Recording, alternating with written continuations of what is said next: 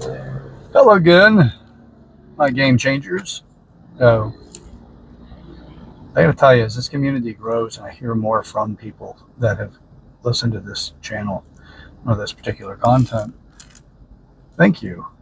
It is a wonderful privilege to see and to hear that it is truly making a difference for you. So, like I like to tell people, the cavalry ain't coming because it's you.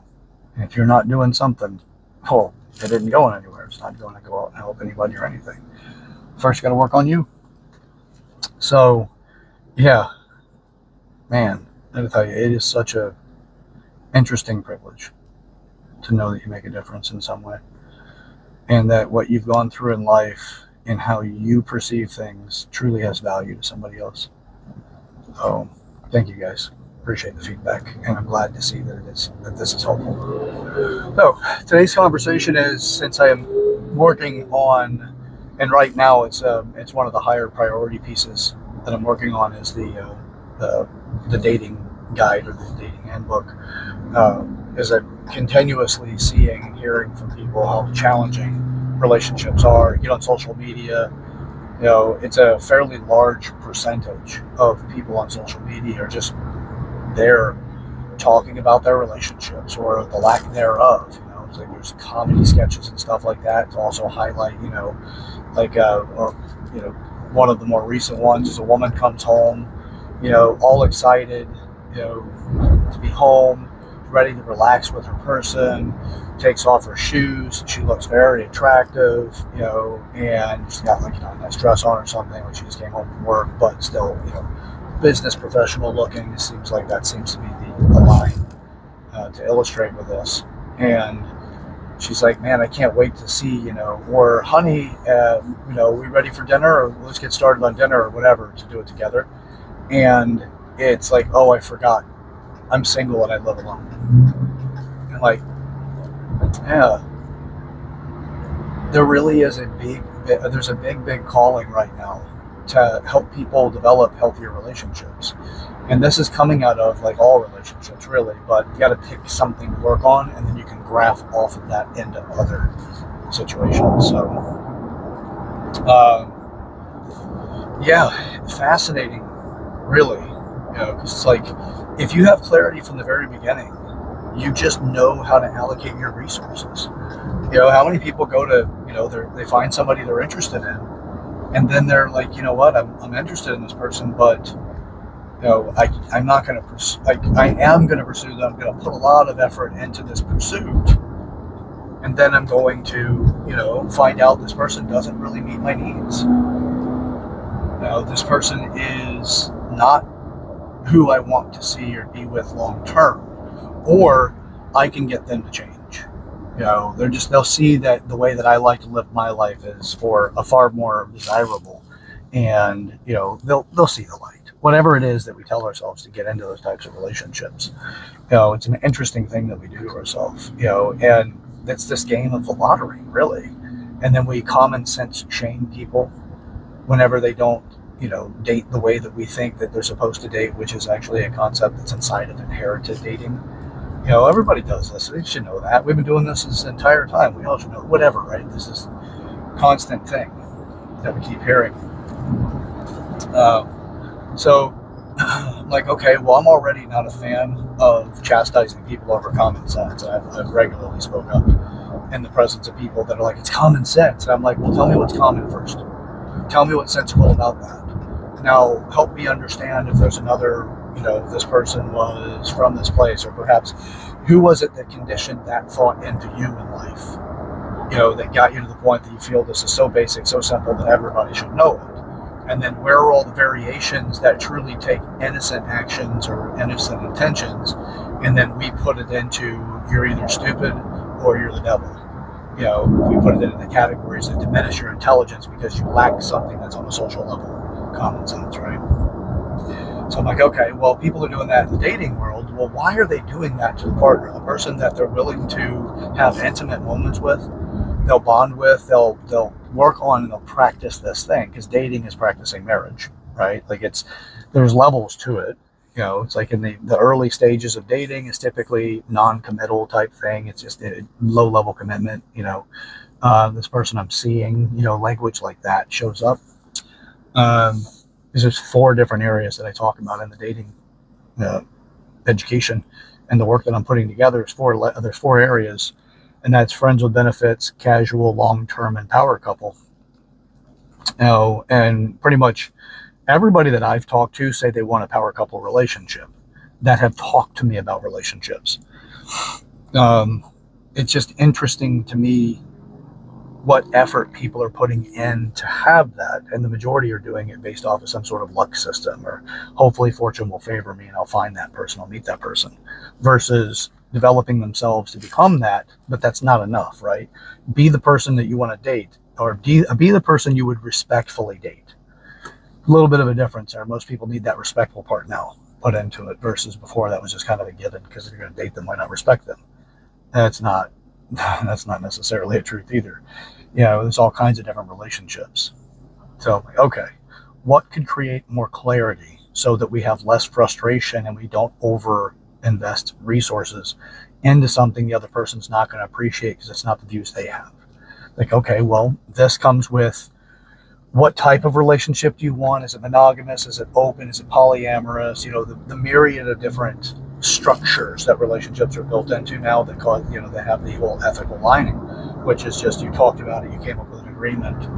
But most of the time, that is just a conversation that has no real foundation to it. It's more of just like entertaining cautious statements, or something that is less substantive, right? It's just like, oh, okay, that's what you're into, and then we chalk it up to just, all right, well, I guess I'll figure this out, or I'm familiar with that, but it's through whatever that person's familiar with it, and not necessarily what the other person is saying.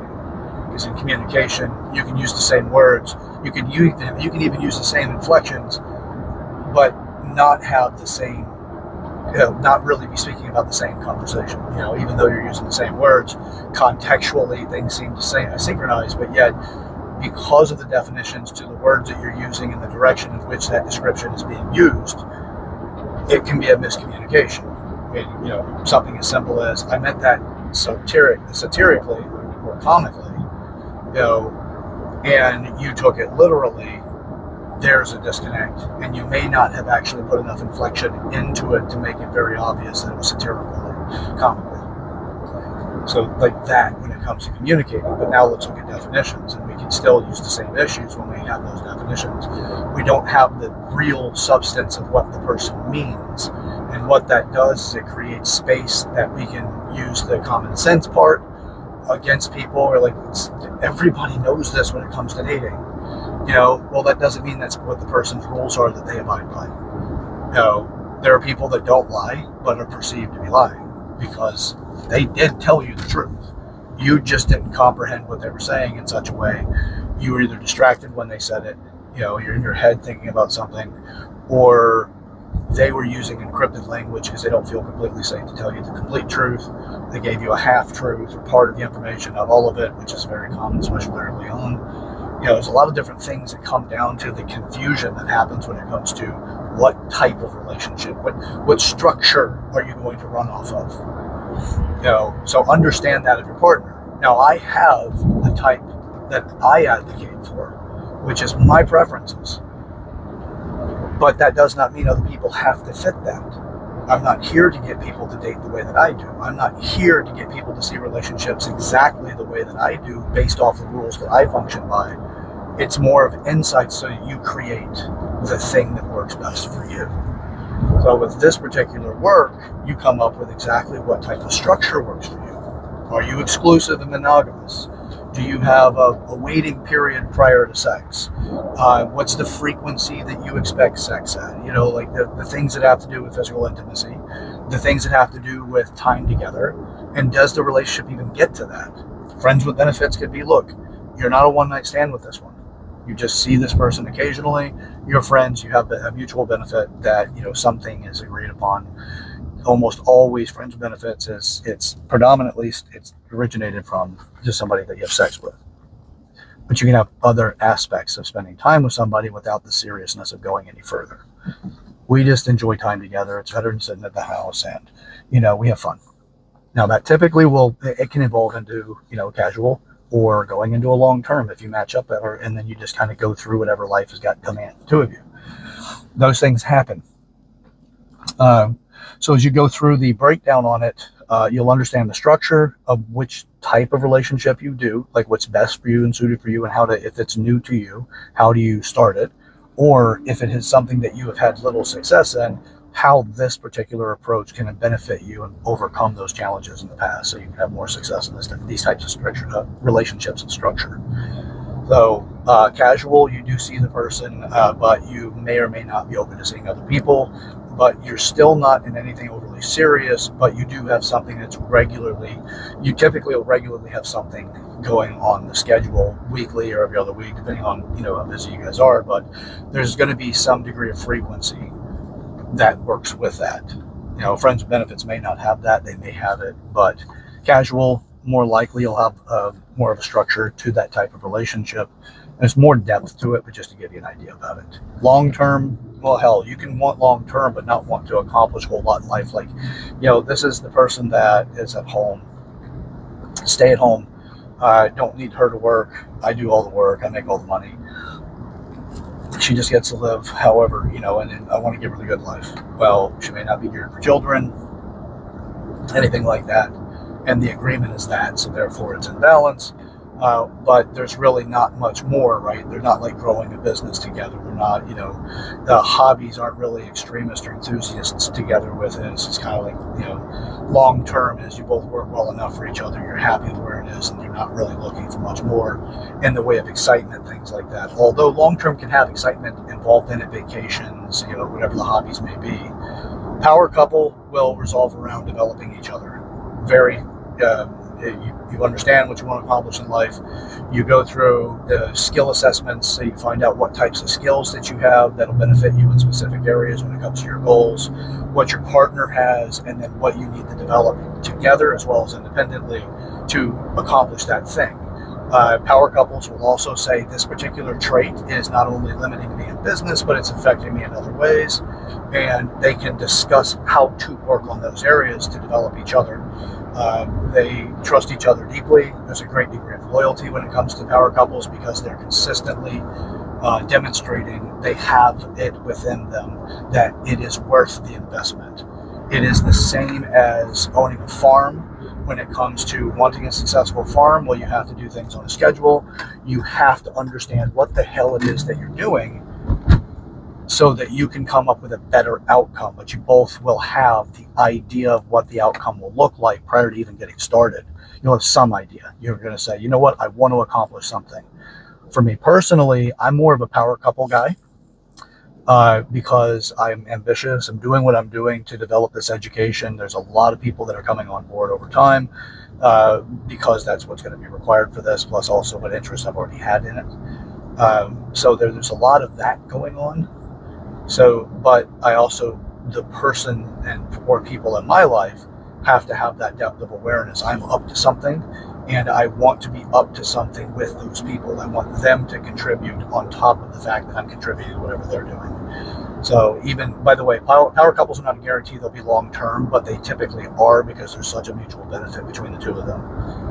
Now, there's a lot of challenges that come along for each one of these. Predominantly, it's the bigger challenges come into the later ones, like the level 3 or the level 4 relationships, which is long-term, or the power couple, because there's still the other things, like how long, like what areas are you focusing on. Power couples are more likely to just give them a schedule to run by, or give them the areas they need to contribute to in order to keep things balanced so that they can manage things well. They're typically, it's like the professionals of dating is what a power couple is. They are the professionals of dating. They're fucking fantastic. And I don't just mean the professionals of dating that they know how to date. They know how to date each other, and they know how to take on the world in a more professional way, meaning that the schedule is important, their demeanor is important, the way they interact with people overall, what they're studying on, if they've got deadlines to accomplish things, all of that stuff, power couples are awesome at. Very professional like that. Long term, may or may not have it. It's just less common to have, especially that level. If you're going to have that much structure in your relationship, you are a power couple. You're not going to be just a long term. So the goal is that you create that long term relationship with that person that keeps everything healthy. And all 8 areas of maturity are all contributed to by each other. So they're supportive of that. So that's the differences in that. I've also learned along the way that you don't just teach relationships in a way that people have more workability, because the goal is to make sure that there's more workability of the relationship for people so that they have less stress and they have more experiences of success. Success is in whatever the goal is from the very beginning, and you have to understand that about you. So there's a lot to talk about. There's a lot of ways that I can go with it. I don't have somebody asking the questions to show the curiosity, so I'm not able to actually get too far into that part. But to say this is that's a truth in the process of learning how to date somebody, is understand each other's goals. But if you don't know that stuff, it's not going to be very helpful. It's going to be very challenging to be able to understand how to behave with somebody. It's like the 5 love languages, which is part of the requirement in this course, is that both parties or anybody that's involved in the relationships have to read that book because it is very powerful. No, I highly, highly suggest. I mean, it's built into my curriculum in this, so it is required. It's a required read. So, yeah. I'll see. I may find some tests also to reassure you that your partner has read the book, because you want to know what your partner knows, so you create the right outcomes. So, all right. So, I also have learned in this that it is going to be helpful to create an education on how to leave your partner. That's another one people struggle with. Now, most of the time you hear the struggles on the front end, which is finding a good person. But the other is, how do you leave somebody, especially whenever you have such a degree of behavior that likes each other in such a way that it really fits with the way that you work. And it could be, hell, there's things called trauma bonds or stuff like that. But, you don't have to go as far as the excitable language of like trauma. All right. You could just say, you know what, we have a bond and we have these habits associated with it. I'm not a big fan of the hyperbolic language or to over-sensationalize something, like PTSD, because somebody can't find the right shade of lipstick. That's too excessive for me. That's a category of diagnosis that should be held sacred and not just, divvied out all over the place. Unfortunately, I believe that they do that more often than not. They don't keep a sacred value on it anymore. No. So yeah, there's some challenges with that. But how to leave your partner. And it's not just how to leave them when you're talking to each other. There's also, if the two of you have a process where you break up and you get back together, how do you leave that person in a way that you don't make them the enemy? Now, the Maturity Project really takes a lot of enemies out of your life. You don't have as many as you think you do. You have far fewer enemies to in reality than you think that you have. You just don't understand everyone's motives. And you may assign malice where simple ignorance is actually the best conclusion and the truth. So there's a lot of interesting things when you're learning really the maturity aspects of life. So how to leave your partner is a tactful process. You have to understand what bonds you two together. It's fascinating to really understand what it takes to actually get to the point that you have a healthy separation. We're not taught healthy separations in this life, man. We're not at all. Our social media is so incredibly ready to just be like, okay, you two broke up. What did that son of a bitch do this time? Or, oh, I'm so sorry. Positioning immediately as it's somebody did somebody wrong. Somebody screwed somebody over. And typically it's whoever the person is not as related to. Like you're telling a friend. Well, if you're telling your partner's friend that the relationship's over, they may be like, okay, well, kind of, your partner's more my friend. They have that loyalty. But it's usually, it is almost nearly always that it's whoever that person, their better friends with is the one that they usually stick with when it comes to separating with partners or friends that are friends with your partners. There's a tactfulness across the board on exactly how to leave your partner, so that you can do it as healthy as possible. You don't have to give in to this whole social idea that leaving your partner is like, beat them with a golf club. That'll make sense. No. Yeah, there's some interesting things when you're looking at exactly how to do things as healthy as possible. The majority of what I've ever experienced, actually, I'd say exclusively what I've experienced, both from my friends and maybe a very rare occasion where somebody just surprises me, and that is where they always make their partner or their ex, like a piece of crap or something that's really a flaw of theirs or something, that it gets really leveraged. Well, he's a liar. We lied a couple of times. Well, by definition, yes, if you've lied, then you're a liar. But that doesn't mean you're a habitual liar. It doesn't mean you're a malicious liar. It doesn't mean, like, you could lie for convenience. You could lie for safety. There's a lot of reasons for it, and there's always something on the other side. So what if the person that is claiming the lie, what if that person is abusive in that relationship? What if they really put that person into a position they couldn't tell the truth because they are constantly looking to emotionally leverage them?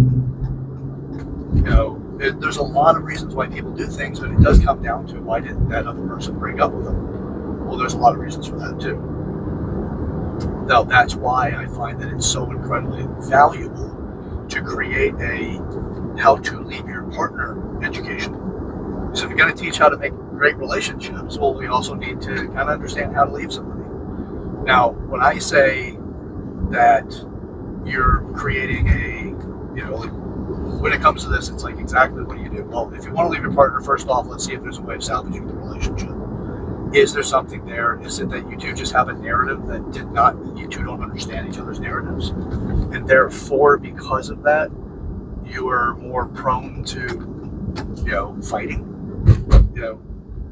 then there could be it's a misunderstanding, and you can work through it. You can create something far better out of it. So there's a lot that you can do there. Why throw away what works or what could work? First, to evaluate it, and then you got to deal with what's next. If you're dealing with leaving, or if you're dealing with repairing a relationship, you have to look at what activities and behaviors you're currently doing and the way that you think about that person, and you have to start working on correcting it in a way that gives more empowerment to your partner. So it's really an interesting process, because you can save it. If anybody can do it, we can do it. That's the way that it works for humans, nearly exclusively, right? Or almost all encompassing. If we can do something, if one person can do something, there's a pretty good chance somebody else can. And some things, if one person can do it, everybody can. Some instances, it might not be like that. For the people who are like, well, what about this? Yes, there's always going to be the genetic thing. Some people are just physically faster than others, and there's nothing you can really do about that. There's only so much conditioning to do, and then you just have that genetic superiority in that particular way. That can be a part of it, but that's the superiority and running. That's not all-inclusive superiority. It just happens that they're more, adapted to speed. That's it. And endurance or whatever. So combinations different. All right, so that's what we're dealing with in this. How do you create something that really is helpful and effective? Well, it takes something. If we're going to sit around all day and daydream or fantasize about having somebody in our life that really gets us, why aren't we putting in the work to make it work? Why aren't we putting in the work to make it a reality? We're just not doing it. What we're doing is we're sitting here with this, this person needs to do this for me, and if not, right? Like the king and queen conversation. I'm looking for my queen, or the woman, I'm looking for my king. And it's like, okay, you want to immediately start off, you're going to treat each other like royalty. Do you have a credit line with this person, an emotional credit line, or you just expect them to give you a perfect score until you damage it? And then what does it take to damage it? Misunderstandings easily damage credit scores, right? When it comes to the emotional credit values. That's an easy one. Misunderstand something. Okay, I didn't know you meant that. So I decided I'm going to move to another country. You can have real world consequences like that. I'm speaking from my own life experience too. That was a really interesting, update that I received one time out of it. It was just more of a misunderstanding. And yeah, Yeah, that was, well, anyway. Yeah. So if you want to, first off, you can salvage what you have if you're like in a marriage or in a relationship, and there is a lot of pros to that relationship. There is a pretty good chance that the misunderstandings lie in the cons. But yeah, you could have misunderstandings in the pros too. Just for now, as a pro, it can turn into a con later. But any which way, educating people on how to actually have more versatility, better structure, increases the likelihood of longevity and fulfillment of each one of those relationships you get involved in. So that's what I'm doing with this. I just realized I took this off, and I don't know how much has been missed here.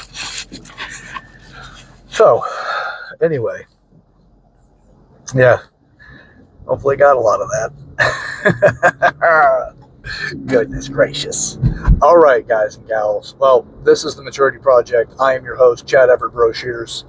I apologize if that actually did get some disrupted or interrupted audio.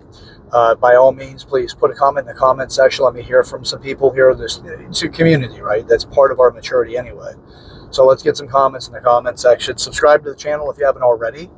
And yeah, this is where you can make real change in your life. You're going to grow through what you go through when you use the Maturity Project. It's just the way it works. And it's going to vastly improve you across the range of growth in life. So you'll get more fulfillment out of it. So subscribe to the channel, like the video so you help it with the algorithm. And don't forget to share this video with somebody in your life you want to start a meaningful conversation with, somebody you really are set out to create a conversation of change. So, all right, until next time, let's get up to something. Let's get up to it together, man. We got a world to work on. We'll see you. Bye.